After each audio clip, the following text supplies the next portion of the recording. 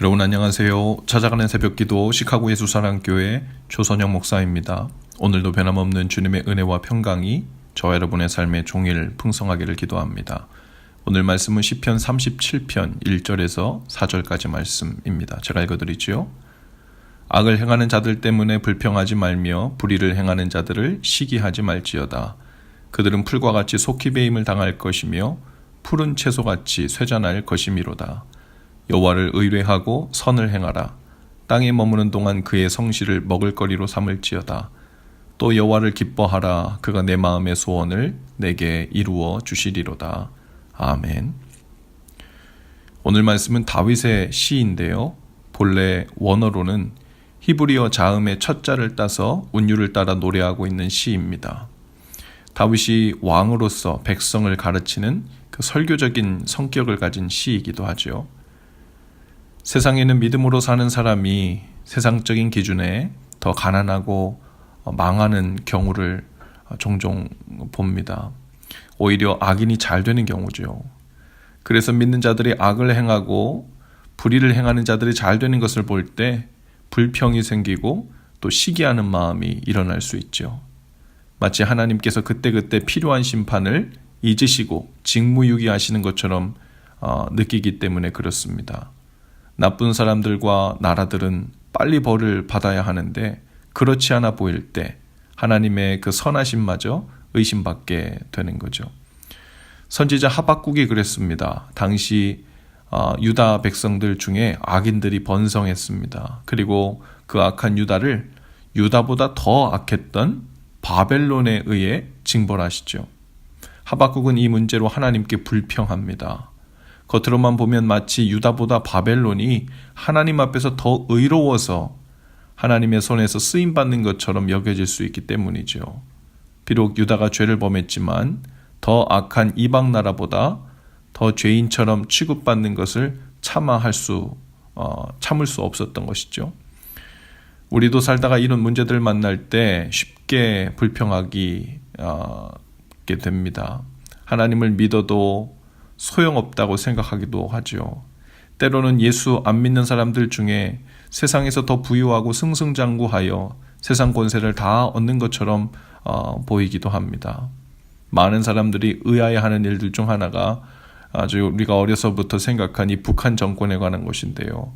김일성, 김정일, 김정은 같은 이 3대 부자가 같은 그 악한 자들이 잘 살고 그 추종자들도 여전히 떵떵거리고 잘만 사는 것처럼 보이기 때문입니다. 그런데 다윗은 그렇게 불평할 필요가 없다고 말합니다. 그들을 부러워할 필요도 시기할 필요도 없다고 하죠.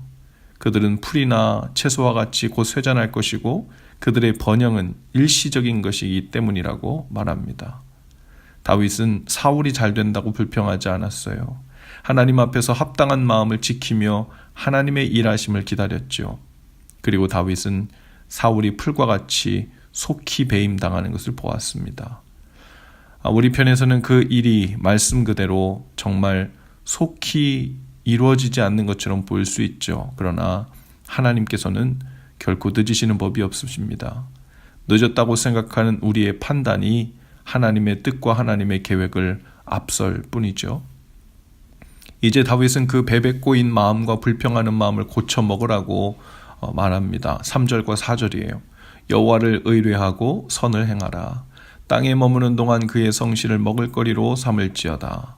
또 여호와를 기뻐하라. 그가 내 마음의 소원을 내게 이루어 주시리로다. 여호와를 신뢰하고 의뢰하는 일이 우선되어야 선을 행할 수 있습니다. 여기서 선을 행한다는 것은 하나님 앞에서 마땅히 품어야 하는 마음을 품고 견디며 사는 일이죠. 땅에 사는 동안에 여호와의 성실로 먹을거리로 삼으라고 합니다. 음식을 매일 먹듯이 하나님의 신실하심을 매일 의지하고 살아야 한다는 말이죠.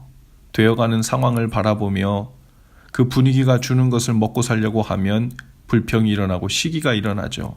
그러나 그 상황에 상관없이 하나님의 신실하심을 음식으로 먹을거리로 삼고 살 때 흔들림 없다는 말입니다. 이것이 다윗의 간증이죠.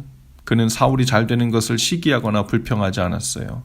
다만 겉으로 하나님께서 누구를 높이고 누구를 낮추시는 것처럼 보이든 오직 다윗이 집중한 것은 하나님을 신뢰하는 일이었습니다. 하나님의 신실하심을 매일같이 기대하며 마땅히 품어야 할 그 마음을 놓치지 않으려고 한 거죠.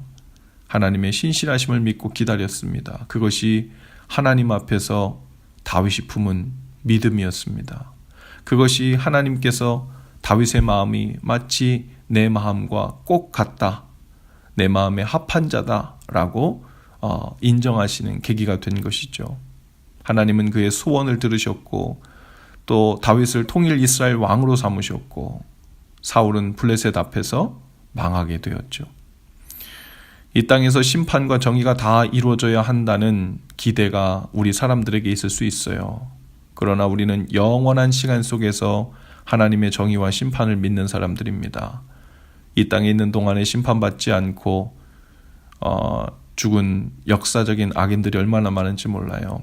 그러나 하나님은 반드시 심판하시고 공의를 세우시는 분이시죠. 땅에서 이루어지는 모습만 보고 하나님의 공의를 의심한다면 그것은 영원을 믿고 약속받은 자의 마음이 아닐 것입니다. 그 영원한 심판과 공의에 대한 약속이 바로 지옥에 대한 것이죠. 오늘 3절과 4절을 메시지 성경은 이렇게 번역했습니다.